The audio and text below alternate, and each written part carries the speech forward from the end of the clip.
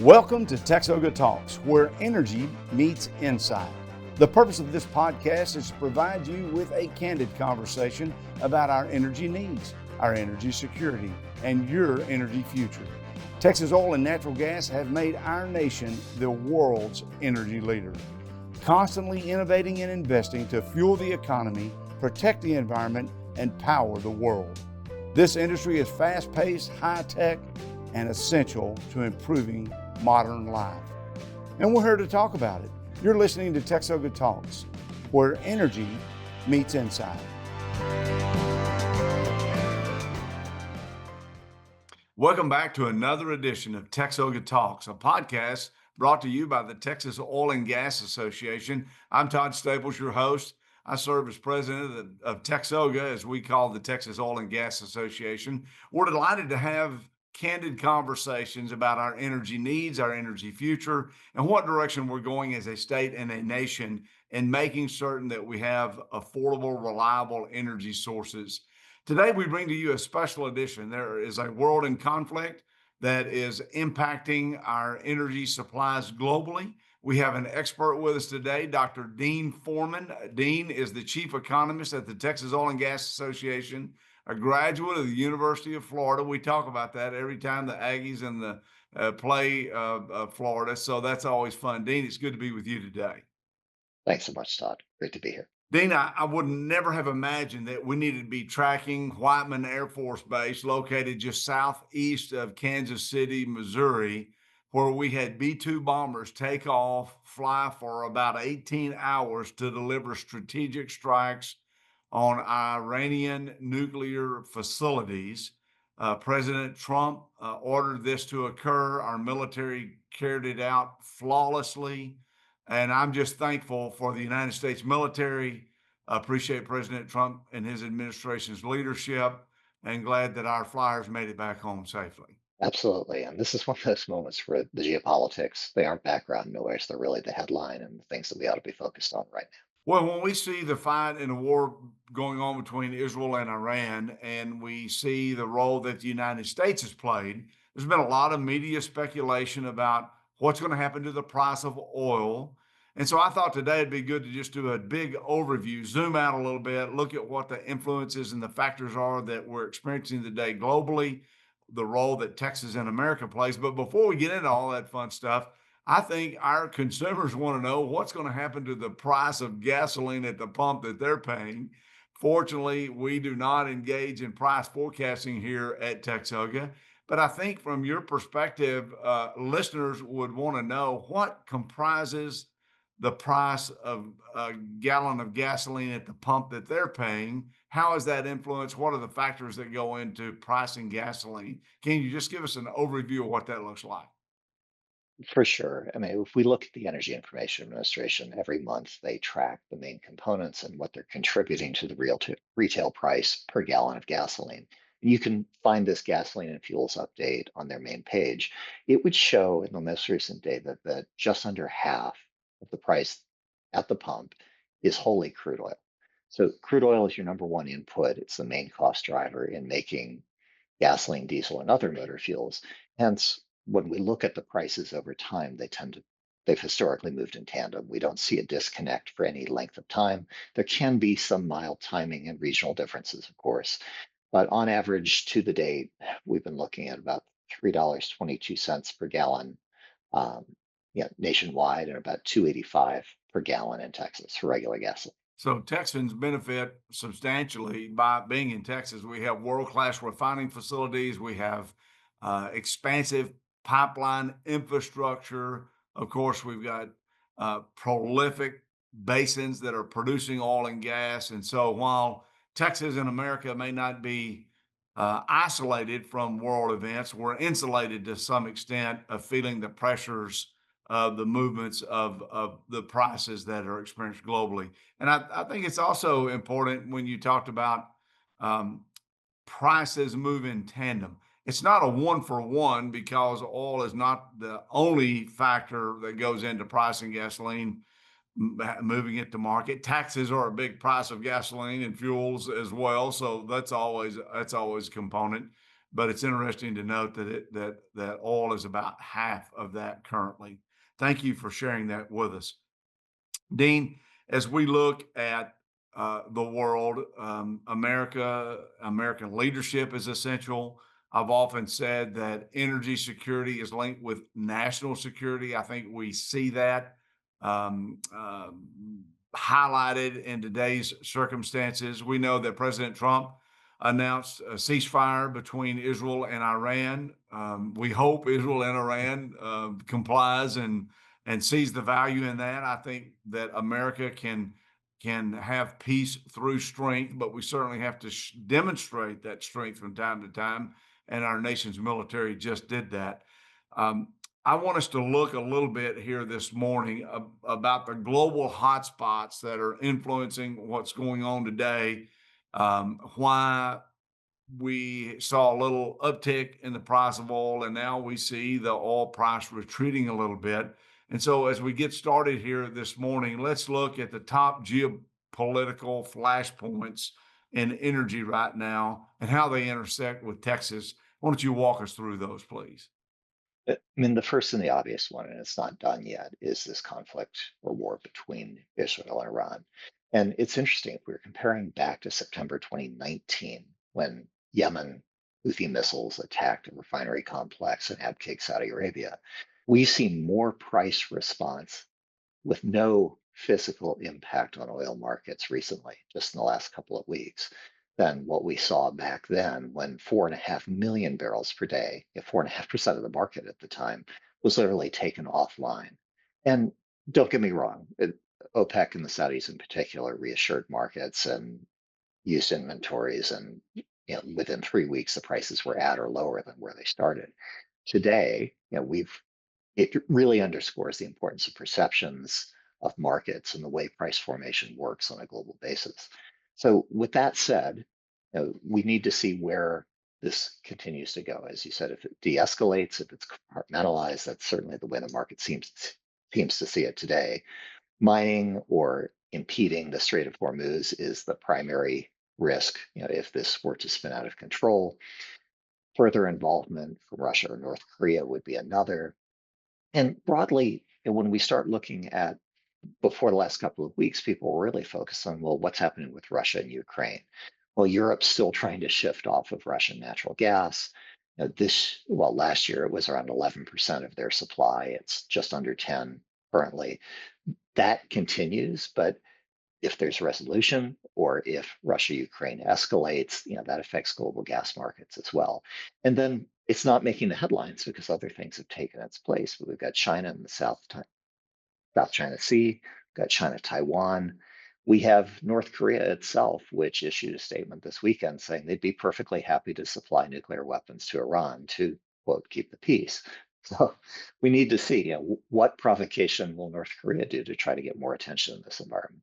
So all of those are on the menu, and there could be black swan events that we don't foresee. Those are a lot of variables, Dean, that influence the world conditions and worldwide supply of oil and natural gas, LNG shipments, as you mentioned. I think what we're experiencing today and what consumers are experiencing, what Americans and Texans are benefiting from, is this robust level of infrastructure that has the capability to expand if there are indicators of shifts in supply chains and the reliability of sourcing of oil and natural gas from some of these countries. And so it's amazing to me. It's really, I think pre shale revolution, pre hydraulic fracturing and horizontal drilling, the significant price swings that we saw almost immediately, and they were sustained for some time when we had these types of global conflicts. And today, traders are like, yeah, let's wait and see. No one's getting excited. You do have some movement to some extent, but and look, if some really bad things happen, you mentioned the Strait of Hormuz. I think most analysts indicate that Iran thinks it's not in their best interest to disrupt the trade that's moving through that strait, but that's certainly a possibility. Targeting of production assets in Iran by Israel could be a factor. But I think Iran produces about 4% of the world's total production today and is a part of about 2% of the world's trade. So how can how can a country that is only 2% of the world's trade be such an influence on the conversation today? Well, it really is the participation in the OPEC Plus syndicate and the geographic sensitivity of the Strait of Hormuz, where almost 20% of the world's crude oil and products, and a lot of natural gas also continue to go through there. For regional partners, it really is important. And we know through diplomatic channels that the US worked with China to try to get Iran to back down here and to reconcile just the view on price sensitivity. Historically, when we saw a physical impact, recently we saw the prices spike up towards $80 a barrel, and now we're back down another 10 plus per barrel in 2 days here. We need to see based on what things happen and how they play out. Those are the cards that are in play. And as you said, not in Iran's best interest to mine the Strait of Hormuz. But if the administration there, the parliament really saw this as an existential threat, they've always said that that's their playbook. That's what they would go to, and they would make it very difficult. And that would be a major supply disruption at a time when inventories, at least in the United States, are historically low. Well, it's interesting that you mentioned China's influence in trying to get the escalations to subside. I think if people act in their own best interest, stability, certainty, it benefits everyone, benefits consumers, it benefits oil and gas producers. There was some speculation that oil and gas producers like to see these big price spikes, but what goes up comes down, and you can't plan from a material standpoint, logistics, shipping, building of pipelines, hiring employees, all the types of things that indicate that stability, consistency is really key. Dean, when you started our conversation today, we went through several different areas. Let's focus on the Middle East for just a minute. What are some things that Texans should be watching as tensions are uncertain and the future is uncertain here? Well, again, the credibility of the actual movements and what's happening within the region and how this ties all the way back through the value chain to Texas. Um, Within the region, what's happening with Israel and the announcements. Right now, the United States to the day has come out and announced that there's a tentative ceasefire and that this is, at least in the market's view, credibly, you know, ramping down the tensions that have existed over the last few days. But in a, in the wake of the U.S. strike, is the Iranian parliament had actually announced that they were approving blocking or impeding the Strait of Hormuz. So we kind of thought that there was a credible threat that this could really spin out of control, but yet we've gone, 180 degrees the opposite direction here, just within the span of 24 to 36 hours. So it really is something to watch. It could go either direction, and it really does. Going back to the point about why this matters for Texas, where you're saying, we're insulated from it, having such robust production at home, the infrastructure and entire value chain here in the state really makes a difference. And we see this manifesting in prices, by the way. When we look at the difference between global prices, a benchmark like Brent crude oil, which has gone as high as almost 80, and at the time, we've seen domestic West Texas Intermediate crude, which is actually a lighter, more valuable product, always at a discount to global oil prices here. And as it's come back down, it's still at a discount. So this is the premium that global consumers are paying by virtue of having to go to other markets to get what they need. And here in the United States and in Texas, we've got that security at home. Well, let's focus on that just for a minute. Why does WTI consistently trade at a discount to Brent? And WTI is obviously what we produce here mostly in Texas. It didn't used to be the case before the shale revolution. It was often that you saw the opposite, where the lighter crude oil in WTI, which is more valuable and requires less processing to make gasoline and diesel and other motor fuels, would technically be worth more. So you would see, based on market differences and the fact that U.S. pre-shale revolution was the number one importer in the world, you would pay a premium to bring that in, and there would be a transportation differential between Brent and WTI. Today, that now that we're a major exporter of crude oil, it's just the opposite. There's usually a transportation differential where global consumers are paying a premium based on that to get US light sweet crude oil that they need for their refiners, especially distillation processes in Asia Pacific and the Middle East that can really use a lot of it. As that's going out, we've continued to grow not only our domestic refining base, our petrochemical base based on natural gas liquids coming with this, and the prices, just the abundance at home leads to a relative discount on that basis. Well, Texas barrels just don't meet demand. Texas barrels build confidence, is what I'm hearing you say, Dean. It's a fact that we have the ability to respond to market needs, and we've proven that. And I think that's important in the times of geopolitical conflict. Look, countries are making decisions on what's their own best interest. They need reliable trading partners. They need someone who's going to be able to deliver despite what goes on around the world. And I think that that is the fact that Texas and America is building that confidence. Texas is responsible for about 43% of our nation's crude oil production, almost 30% of our entire natural gas production comes from the Lone Star State, not to mention our tremendously efficient port system that we have along the Texas Gulf Coast that makes us home. And because of this reliability, we've seen more onshoring of manufacturing in the last few years, which is good news to all consumers. We've seen expansion of these jobs and opportunities. So I'm excited that Texas can continue to play a major role in being that trusted ally.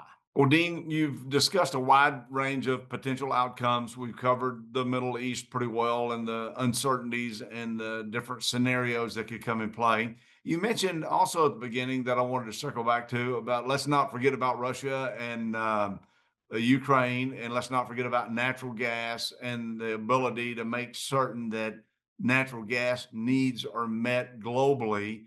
Europe is a big player here in importing of natural gas. Let's turn our focus to Europe and what are some factors we need to be thinking about in the European markets. This is particularly important for Texas because in the most recent data, three-quarters of our LNG exports from the state have been going to Europe. And Europe's made a hard break from Russian natural gas. They used to take 40% of their supply from Russia, and now, as I mentioned earlier, it's at or below 10%. So this has been a big driver of LNG growth. And as we continue to add export capacity and new terminals in Texas, the European market's going to be key. So will Russian gas creep back in? What will Russian tax policy amid broader trade uncertainties do with the carbon border adjustment tax? And how will that affect Texas LNG? There's a debate over certified gas. There are a lot of things that are coming that could eat at that market position if we're not mindful as a state and looking forward. The geopolitical risk, though, is really, it could go one way or the other, right? You can continue to see global gas markets get affected by the war of Russia Ukraine, or a peaceful resolution of that can lead toward less market and then having to diversify and again compete harder to find markets globally for Texas LNG. Well, and a lot of people may be wondering, well, if all of our LNG is getting shipped worldwide, where does that leave us at home? Dean, you've done some good work in this space, analyzing potential impact on price, and have concluded that it's not that big a factor because the more markets we have access to, the more we produce. And we do have plenty of assets here in America and in Texas. And there's been some recent studies that have been released about that. You can find Dean's work at TXOGA.org, TXOGA.org. Texas is blessed. We have Cheniere, who first started exporting LNG in Texas from the Corpus Christi area. Freeport LNG is actively exporting LNG. We have multiple facilities that are in the process of being built or in the final stages. Golden Pass, and Sempra, both in the Beaumont area, and then next decade, further down in the Brownsville area, I think are the main ones, Dean. I don't think I left any out, but those are certainly keys for Texas growth, keys for global stability. These companies that are operating here and are exporting Texas LNG. Well, this gets us covering the Middle East, and we've covered Europe. Dean, when we come back from our break, I want to talk about China, North Korea, and Indo Pacific. But before we get to that, stay tuned and listen for information from our sponsor. Thanks to a partnership between TXOGA and Blue Cross Blue Shield of Texas, now more than ever, it's easy for small businesses to provide affordable group health coverage for their employees through the TXOGA healthcare plan. With a TXOGA plan, members can choose the right healthcare plan and benefits for them, priced within their budget, with the physicians and providers they trust. TXOGA's healthcare plan is available to small businesses with between 2 and 50 total employees who are headquartered in Texas, members of TXOGA, and aligned to the Texas oil and natural gas industry. If your organization is not enrolled but looking for coverage, visit bcbstx.com/TXOGA. I'll say that again. Visit bcbstx.com/TXOGA to learn more. Visit today. Welcome back. I'm Todd Staples with the Texas Oil and Gas Association, joined by our special guest, Dr. Dean Foreman, Chief Economist for TXOGA. Dean has been discussing what is occurring around the world in regard to oil markets, how that's going to influence the availability of the product, what's going on in the Middle East, how Europe is responding, particularly to their LNG needs. Dean, I think we ought to pivot now to talk about North Korea, Indo-Pacific, and tell us what your thoughts are in regard to these players. Glad to do so. I mean, China and developing Asia, this has been the enduring source of growth, both economic growth and energy growth. I mean, and with that, and any instability in the region then affects prices, investment, demand projections, through the entire value chain.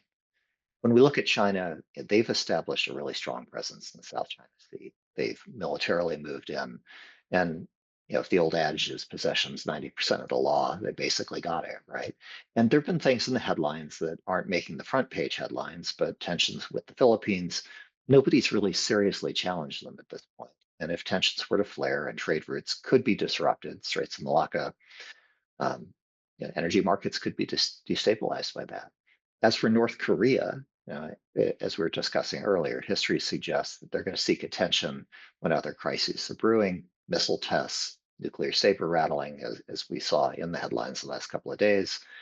And all of this affects broader regional stability. So, Dean, when we think about all the issues we've been discussing and how prices are influenced, and that's certainly, even though Texoga doesn't, make any forecast, the markets seem to work and to develop that, and it's very transparent. So, give us some insight on how markets work and how people might track that. Well, we use the phrase global price formation. It really is important to see that global markets, financial markets, are establishing the price. And there's some benchmarking that goes on with contracts of lifting oil, for example, out of the Middle East back to the major benchmarks. But whether it's Brent, WTI, Dubai, Oman, you've got different markers that are established through CME Group, ICE as markets. And you can look, consumers can look, and they can see exactly how these are playing out. It's a really interesting market that's complicated by everything that we've talked about, from geopolitics to financial market concerns that aren't the issue of the day, but are definitely out there. Foreign exchange rates, it all comes together in this global market. So, is OPEC setting all the prices, or are there 100 traders, or there are thousands of traders? Tell us how big this is so we get a feel for that. Global basis, thousands of traders for sure, a pretty distributed market. Now, your major volumes, the people that are selling some of these contracts, smaller, more concentrated, relatively speaking, numbers of sellers just based on that. OPEC doesn't get to set the price. Let's make clear that they can influence it through their production decisions, and collectively they can be over 30% of the market. But really, it is a global market, and there are times, and we've seen this historically, where OPEC, despite their best efforts, can't set the price. All they can do is kind of try to steer based on where they're going. The best example of that actually right now is that they have announced that they're going to put 2.2 million barrels per day back on market over the next 18 months. Where are prices? So yeah, it hasn't exactly moved it, even in the way that many traders might have expected. So, Dean, we've covered the Middle East, covered China, North Korea, we've covered Europe. When we think about the United States and we have 20 plus million barrels of oil and oil equivalent, Today, Texas, as we said, is producing 5.5, 5.6, 7 million barrels a day of that product. Where's this product going? We don't use it all here at home. We use all we can possibly use, but where is this product going and how is it influencing what goes on around the world? So these volumes are huge, right? We're talking about exports recently of over 10 million barrels per day combined out of the US of crude and products. Majority of that's coming out of Texas. And we've got fewer than 20 countries that are representing about three-quarters of those exports. Wouldn't surprise you, about 20% of it is our regional partners in Canada and Mexico. About 30% of it is Asia Pacific. Latin America is about 10%, and Europe's a big chunk of that too. Well, it's certainly the old adage, "Don't put all your eggs in one basket," is applicable here. We're spread out globally, and that's a good thing. I think that provides strength and health to our markets. So, as we wrap up today's special edition of TXOGA Talks, I just sit here and think, should we be sitting on the sidelines bracing for impact? Should we feel optimistic? What are some things that we need to be looking at here as we look in the days ahead? Well, I really think it's both optimism and caution. And here's why. A couple of reasons for optimism. One, demand is on track. Despite all the economic concerns, we're seeing strong demand for oil and gas globally and the United States, especially LNG and petrochemicals. They're continuing to boom as well. Next, from a Texas perspective, we're proving that we can deliver in a crisis. In fact, not just today, but in this morning's jobs data, we've seen gains 2,200 jobs just between April and May. So it's continuing. And then, US energy security, it's top of mind for allies worldwide. And the fact that we are reassuring, that's another reason for optimism in terms of our ability to deliver. Now, a couple of reasons for caution as well. Energy markets, they're more politicized than ever. We're seeing that clearly. Export bans, carbon border adjustment tax in Europe, we mentioned potential retaliatory trade measures that could resurface around the world, depending upon how trade policy plays out. Permitting delays, infrastructure bottlenecks, all that can affect growth. So it's balance in terms of what we're looking at. In terms of going forward now, we need clarity on policy. We need to continue that. That's foundational. Infrastructure investments, we often talk offline about the discount for natural gas in West Texas and what's happening, but you don't invest in the pipeline, even just across Texas, unless you think you got a market for it. So that has to continue, and the predictability in terms of where that can go. And lastly, just engagement. Texas should be at the table, not on the menu, so to speak, in global trade talks, and that needs to continue to expand. Those are good points, Dean. Texas is not just a supplier. Texas is a strategic partner, and we need to make certain that we recognize that in terms of policy, in terms of ability to continue to build infrastructure. Many calls that have come into me over the past few days is, does this mean that we're going to start producing more?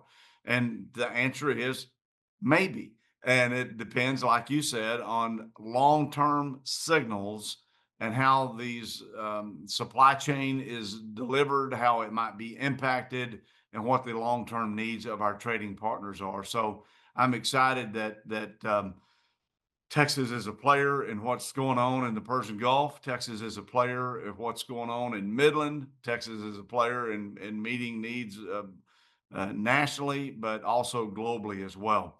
Dean, any final takeaways before we wrap up today? Well, just keep on point, from Tehran to Tyler, Texas.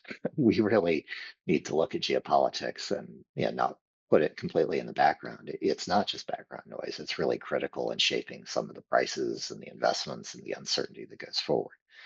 Texas is indispensable. That's point two. We see it again and again. We're the largest source. You mentioned all the statistics, but in terms of infrastructure, energy resources, our reputation for reliability is really key to not just sustaining, but growing this in the future.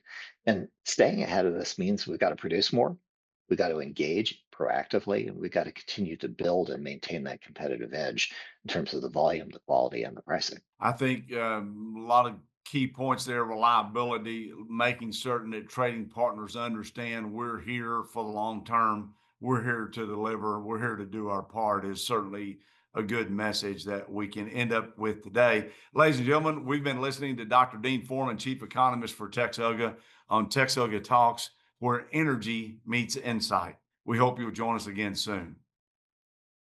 The views expressed on this podcast are not intended and should not be construed to be the views of any particular TXOGA member or company. The purpose of this podcast is to engage in candid conversations about energy needs, energy security, and the future of energy.